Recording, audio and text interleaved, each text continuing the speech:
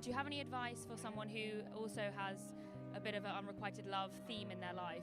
The one who's in love always wins. Okay. Yeah, it doesn't matter if you get your heart broken. You're living. When you're feeling, you're alive. The sun doesn't care whether the grass appreciates its rays, right? It just keeps on shining. That's you. That's actually, I'm gonna get that tattooed on my forehead. I love you. I love you too. Hi everyone. My name is Paulina. Thank you so much for tuning into my tarot channel. I have a no card reading for you. And the energy of the reading is something that came to me after a couple days of working some internal issues out that were long buried and not looked at. So there may be something like that. I always see the reading as a mirror of both my psychology and yours, since you're a match to this message. And honestly, not many people watch my channel. So if you're watching this, this is really meant for you. But I feel like I'm seeing like an image of someone spreading seeds, and then like they're just spread into the wind and they're not like germinating into the ground. And I know that feels like a really frustrating feeling. And I attached to the beginning of this like corny thing I made on TikTok because it's the essence of what I'm talking about, and I really like the intro, just energy of the music, and that dialogue that happened between Ethan Hawke, who was a favorite actor of mine and a fellow Scorpio, and that Amelia, what's her face, the funny interviewer, you know, she's asking like candid questions, which I love, and he says I love you, which I love that. So it's kind of my style. So it's really Scorpio style, actually. If you really studied Scorpios, the true message of Scorpio after it's gone through all the cycles: snake, lizard, phoenix, scorpion, eagle, then becomes the dove, which is about peace and love and joy and harmony. That's why, in my opinion, Pablo Picasso named his daughter Paloma, because he was a Scorpio. Just a thought. But so the subject of what I put in the beginning was about somebody letting you down, about unrequited love, about an experience or a relationship that was like, maybe you're still thinking about it, and it could have been very detrimental. Like, I'm sensing that there was a big loss here, and I just feel in my body like a lot of feelings of almost like addiction, like, and that this person had a soothing presence on you. But I also think that there's a reason and a season is coming to mind. And I'm also thinking this phrase my grandmother used to say, which is living the distance. And it's a beautiful phrase. She was a therapist. And basically it means living the distance is having that person, you know, letting them come up, let them come up in your consciousness. And then say, yeah, like, I honor that, I honor their memory, and we don't engage anymore. And then continue with your day. That's, in my mind, that's living the distance. Because we know that they've affected us. We know that there's things that happen, but there's nothing left to say. Or this person has pushed us away, or boundaries have been crossed, whatever the situation. But I'm feeling that's sort of an energy with you. I'm just gonna take a sip of water, sorry. I've got water goals right now, so I have to have like giant things of water. But, you know, I have like these walks every morning with my dog, and I try to take the imagery in as meaningful and symbolic, and I don't always hook onto something. Sometimes you try to make meaning out of things that aren't there, and it's better to just enjoy wherever you are. We go to the beach a lot. We also go for long hikes usually later in the day, because she's a lot of energy. But some days she's just tired and wants to go for shorter, sporadic hikes. And one thing I've been paying attention to is the ducks on this on the water, on the beach of this ocean that it's actually the Sound where I am, the Long Island Sound. I grew up on the Long Island Sound, so it's kind of a meaningful spot to be right now for me. But why am I telling you this? Okay, I'm telling you this for a lot of reasons. Sorry, I'm having like a big download right now. I think that you may need to like rearrange your ideas of life. Like, so this person, I feel like you put all your eggs in the basket of them, and you idealized them, and you had blind spots, and you let negative things happen with them because you cared and loved them so much, right? And now there's been a big distance, and you feel that emptiness, but you also know you can't go back. Some things happened where you can't go back, but you still, I feel like, are worried, thinking about them. But it's like, there's a thing called detachment, which I guess is also what my grandmother is talking about. She was a Libra, air sign. And I struggle with that a lot too. I have stuff in my chart about being very detached mentally, which is interesting because I'm an emotional sign. But I guess that's there so that I'm a Scorpio, so I can deal with these things. This reading feels like a lot of babble. I feel like there's a lot of things that you've had on your chest that you've wanted to say to this person, and that you had a lot of long conversations that were like, just sort of like, maybe lyrical, maybe witty, maybe they went on for a long time, maybe it was even like, thinking like Oscar Wilde or Plato, maybe it was like like a dialogue. No, but like, I'm seeing someone who there was a lot of not only like maybe romantic interest, but like conversation and like sharing of souls. And when that happens, it can be amazing because we can learn so much about ourselves through the written word and through the spoken word. But now I'm feeling that you're in a place of silence. And of course, I'm a hippie woman, so I thought The Sound of Silence by Simon and Garfunkel immediately. I don't know if you can hear the bell. It's not really a bell, it's just a clinking sound in the background. But I was going to talk about the ducks quickly before I talk about the clinking. The clinking is keeping time of the reading as a metronome. And I'm noticing it because I'm a musician. There's something in your life that's keeping steady time like that. Here, now it's gone. Oh, here it comes back. I think it's just something clinking in the wind. There's something that's keeping steady time, a rhythm underneath that you're not aware of. And I like to call that God or spirit, the divine. There's something holding you that's greater than you, that has a pattern that you can hear and listen to. It's kind of like how cicadas are underground and then they come up. This is what is going to happen in your life. So cicadas are underground. I think is it like 17 years? And they come up and then they make a lot of noise, and they're like really noisy and loud for like a summer, 5 summers. I don't know how long. I don't really know. I should really know this.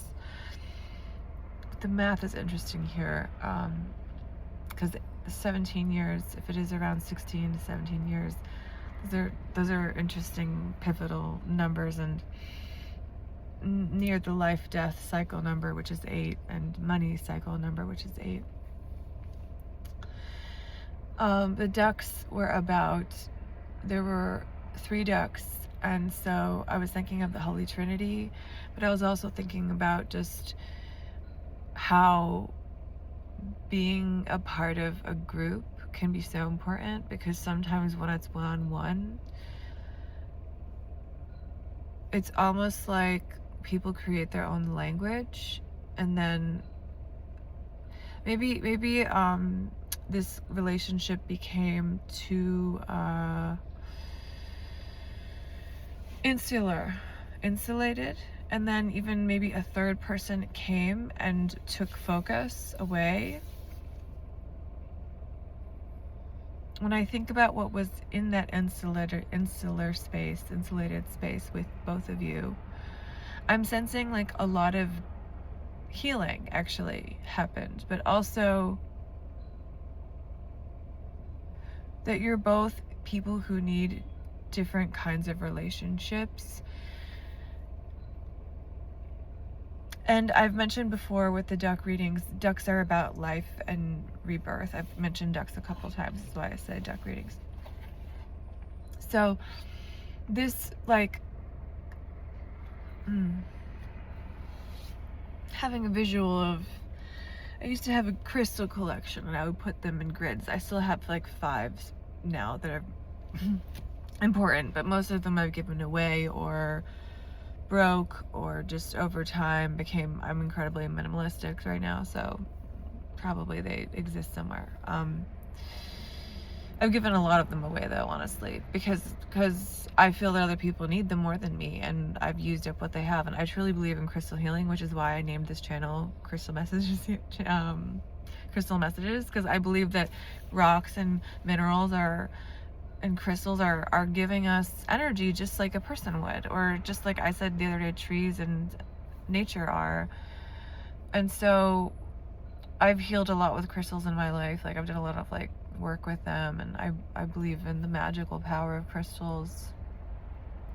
I also named it that because crystals are multi-fractal, and that's what interests me most about them in terms of their design. Okay, I have to fucking bring this stupid shit into it, but I was learning about this thing called emergence in biology, which is, I guess, kind of what crystals would relate to, because they relate to the way that snowflakes are formed, or ant colonies, or like, you know, a group of trees are connected by vines in a vineyard, by roots underneath, like a network. So the idea of emergence in biology is like one simple structure that creates a larger complex structure that doesn't, and that the two don't resemble each other. It's like something simple creating something very complicated and complex. Like the ants marching in that one line, that's all they're doing, one after the other, but they create this long multiplicity, like army of simplicity. And it's also related to the neurons in the body, and to like even just like the way that I would relate it to the way that the blood vessels, the circulation system is set up in relationship to the heart. So I'm relating it to the reading that with this person, in terms of emergence theory for biology, this relationship, let me see if I can get this. You created a simple system amongst each other within the relationship. Like, we like to go get Fritos on Tuesdays. Problem is, that became a much larger emergent like system. Okay, so I'm kind of saying actually it's also related to, scientists could have just made this super easy. Like there's a butterfly effect, which is, you know, a butterfly flapping its wings affecting a tornado like miles away.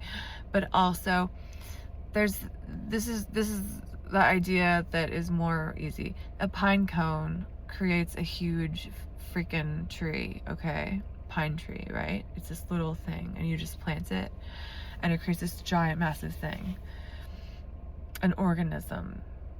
That's like a much simpler way to understand something small and simple, creating something complex.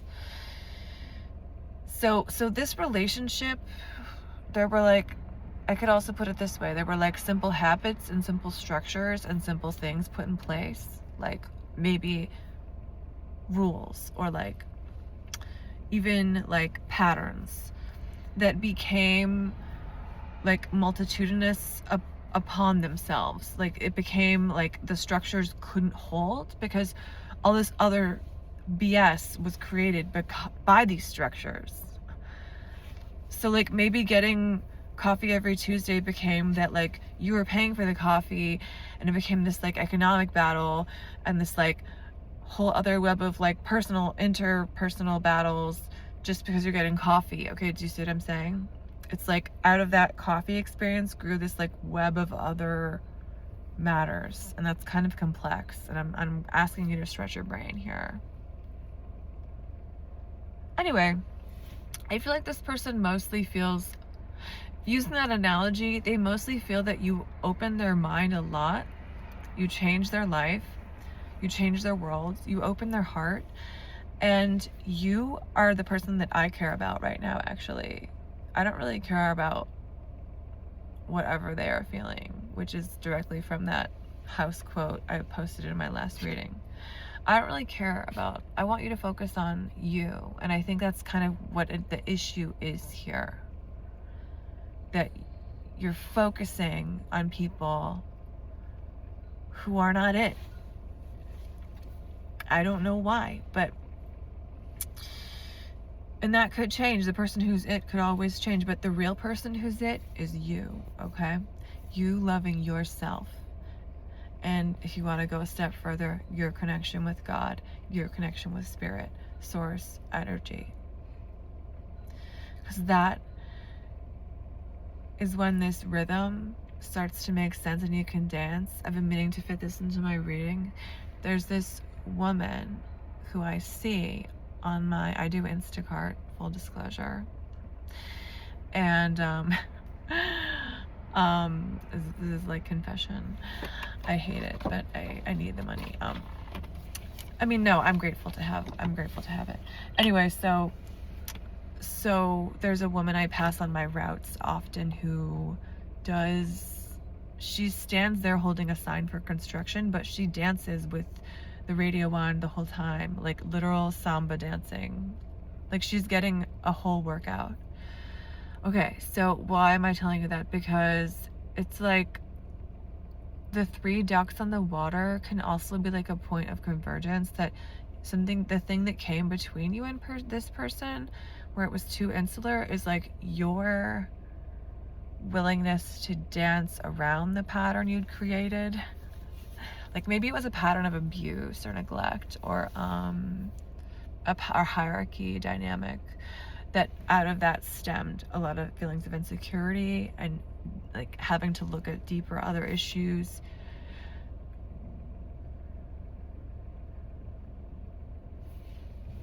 Yeah. You know, my grandpa was a historian. I don't know why I'm telling you this, but he wrote books about World War II. And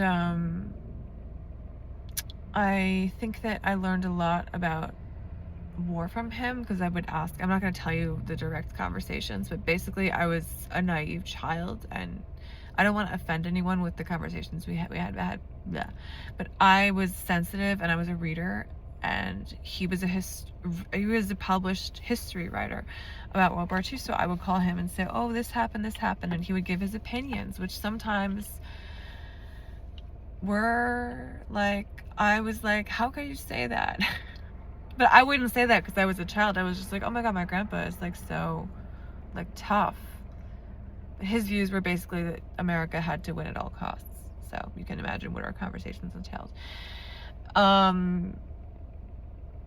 Yeah, I think that like, I'm thinking about actually the Hiroshima bomb, because that book Hiroshima is why I wanted to start talking to him about it. Because I loved reading, and I loved that book. It's an account of a girl who survives the Hiroshima bombing, and I got his opinion and asked him like a million questions about it. I was like 9. And I think that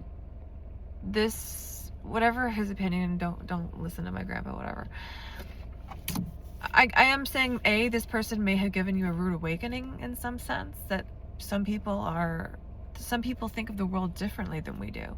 And also, that event affected people for generations. So I think you are healing from some like deep intergenerational trauma, and also just like generational trauma, like your family. And also this person is too. And also, I think this relationship is like a bomb that, like, you both, and I'm not trying to be insensitive to the people that really were affected for generations by the Hiroshima bomb, because that was why I was obsessively asking my grandfather about it, because I was like, did you know that people got sick for years after and all these horrible things happened?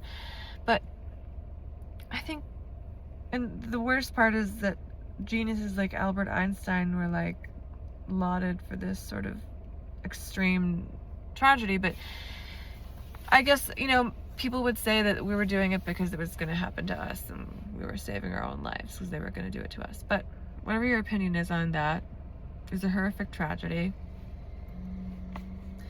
And I don't want your life to be a horrific tragedy. I guess I had the term radiation on the mind today. I'm almost thinking like you have to get, thinking of the term ultrasound, you have to like look inside to see what really happened here with this person, because I think there's been some damage, and I think you still really care, but I think that you're like in a numb place, and I think that it's okay to just move on. And I love you, the world loves you, and the final closing thought from this person, even though I don't care too much about their feelings, is that you actually were the duck that brought them out of their, I think they were in a relationship that was negative, maybe with addiction or with another person or with even a job or something, and you brought them out of something, and they actually really are grateful for that. Actually, a brief part 2 closing message to this reading, which is, whatever this person isn't giving you that you feel like you really need, I want you to try to give it to yourself. And if you can't meet it yourself, try to find a simple way to get it met by somebody else who you love, or even something that you love, and interpret that as you will. And know that every closed door opens a window in our lives and in our souls. And if this person didn't get it, how wonderful you are, I do, and somebody else will.